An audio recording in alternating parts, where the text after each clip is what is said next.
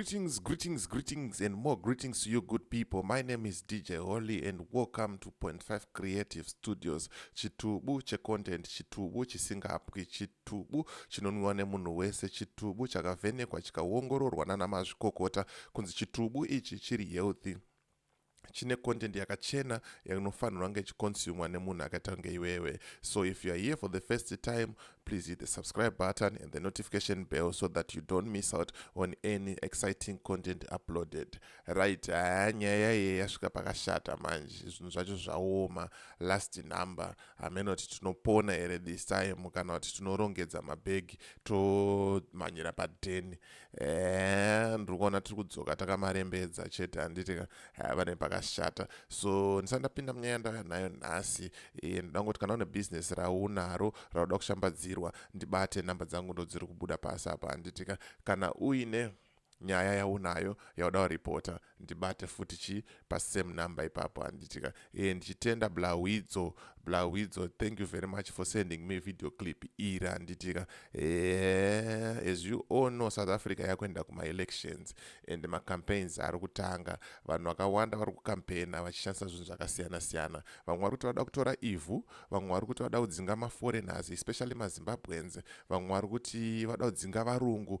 Zvakasiyana siyana, mutactic wecampaign munongoziva. But kana zvazodaro manje panozoita vamwe vanhu vanofunga, vanoita kufunga kushoma, kana kuti vari short sighted, vanozomhanyira pamberi votanga kuita zvinhu zvisiri. Handiti. So ndo video clip randida kuratidzai rema South Africans asvika paengine garage achitaura kuti isusu maZimbabwe muri kushandisa mushonga kuti tidzingwe pamabasa, saka tiri kukudzingai kuti mubve panapa, kunyanya imimi mashona.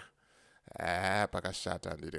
Saka without wasting much of your time, rega ndipinde muvideo iri tokurukura zvisere kuti toita sei. Hanzi Zimbabweans, dzokerai kunyika kwenyu munogadzirisa nyika yenyu. Kana muchizviita munogona kutaura, dzokerai kunyika kwenyu munotaura muchigadzirisa nyika yenyu. Kana muchizviita munogona kurwisa, dzokerai kunyika kwenyu munorwisa nyika, munorwisa muchigadzirisa nyika yenyu. Amenoti munozvionawo sei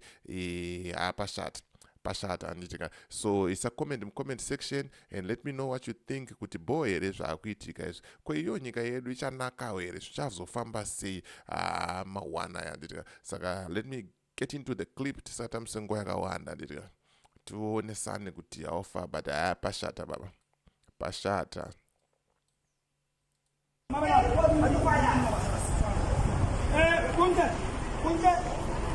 Commanders sila garage eBoysini nama commander lana. Apparently there is some stupid Zimbabwean la. So basically what he's saying, tiri panapa pagarage tine macommanders ndo amuri kuona vakapfeka zvechiarmy asi masoja zvokudaro, but macommanders akangopfeka chimaarmy regalia. Sakanzi pane maZimbabweans, mastupid Zimbabweans. Meno chinzwa nyaya yake kuti iri kunyazofamba sei baba, rika ndikadzorere munyazonzwisisa taofa.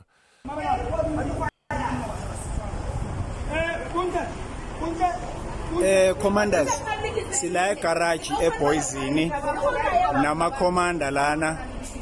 Apparently there is some stupid Zimbabwean la oxoshisa ama South Africans emsebenzini ukuthi kusebenze bona. So there is no pane ma stupid Zimbabweans ari kudzingisa ma South Africans basa kuti ivo vasevenze. Handitika. Saka ndo pane nyaya yese papo, ndo pari kuita hondo, ndo pane wedhirairi rakambosungisa tenda ibiti rekunzi very stupid rariye ma1 when we must be comfortable here in South Africa. We fought for this country.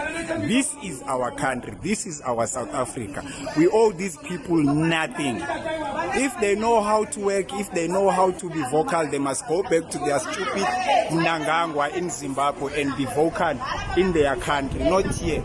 They were not here. Manaka mawana. Hanzi kana vachigona kushanda, kana vachigona kutaura, ngavadzokere to their stupid Mnangagwa, not here. Menoti tinopedza gore here, amenoti ma elections anofamba sei tiri kunoko, but pakupisa pakupikisa zvamanje manje kuti toita sei pakuda plani kuti tionesane kuti nyika iende kumberi. Izvi hazvisiri zvemapato, izvi hazvisiri zvekuti ndosapota chakati, but yanyaya yekuti tivake nyika, nekuti nyika inovakwa nevene vayo. Handitika muri kuvaona varidzi venyika vakutirambidza kunoku zvikanzi go back to your stupid munangagwa, mugadzise nyika yenyu motaura muri ikoko. Handitika ndiudze kuti muri kufungei nezviri kuitika kuti bohere toita sei apa. When we are fighting for this country, we owe them nothing. Now sizokwenza isiqiniseko sokuthi lo Mzimbabwean uyaxoshwa yena emsebenzini, ngoba inkinga esinayo uMzimbabwean le-250 lezinja zamashona lezi uyaqashwa emsebenzini bese kuxoshwa ama-South Africans. Sizoyiqeda le nto le ngoba amashona siyawazi ukuthi anobuthakathi, and yibo futhi laba babulala abantu bakamzilikazi le eZimbabwe. We know that. Zvimwe zvacho handizvo zvoti zviri kumeka senzere, but hanzi vanhu vane problem yakanyanya, vanhu vane unubu dzakanyanya ndivava vamashona. Ende mashona aya vanoshandisa uroi, vanoshandisa mushonga kuita sei kudzingisa vanhu pamabasa. Ende ndivo futi vanhu vakauraya vana kana kuti vazukuru vamuzilikazi. Handizoziva hangu kuti mapoints aka ari kumaona kupi zviri kufamba sei, but nangondipatsanangure papo so that you understand. Let me know what you think in comment section kuti boy here toita sei akomana taakudzingwa apa. So we owe them nothing. Uzophuma namhlanje, wonke amaZimbabwean ayaphuma namhlanje, siyakhala. This is our country. They must go back and be vocal in their countries. They must go back and fight for their countries. Thina salwela leli lizwe. They were not here. So there's nothing abazositshela yona ngokungcola. Some stupid shona from Zimbabwe bangazosidelela. Uyaphuma lo namhlanje. Morning commanders. As some stupid shona from Zimbabwe hapana chinhu chavanotitaurira. Nyika ino itisu takairwira, ivo vanga vasipo. Kana vachizvita vanogona kutaura, ngavaende vanotaura kunyika kwavo. Kana vachizvita vanogona kushanda, ngavaende vanoshandira kunyika kwavo.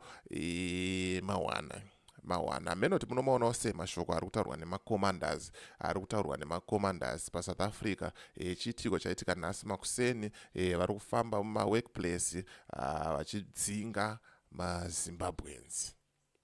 Saka panguva yatasvika inoyi pakaita sei pakashata. Handitika so tongokurudzira kuti maZimbabweans ari abroad, especially muSouth Africa, musanyanyoita zvenyurusha, musanyanyoita noise nevanhu ava, because munozosvika pakuita sei pakurwisana kana kuti pakurwiswa, and then tozosvika pakuurayana, pakuita sei zvinenge zviri unnecessary.